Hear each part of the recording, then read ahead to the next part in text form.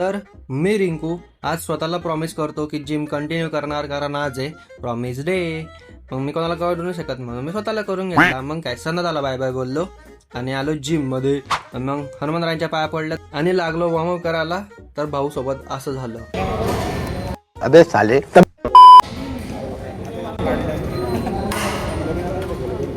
नंतर warm up complete केला आणि घेतला मी डायरेक्ट स्क्वॉट्स मारायला. स्क्वॉट्स नाही, लेगची वाट लागणार आहे भाई डायरेक्ट खतरनाक.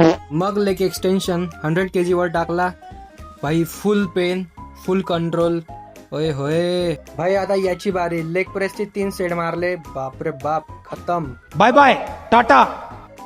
अबे तो शोल्डर बाकी आहे भाई.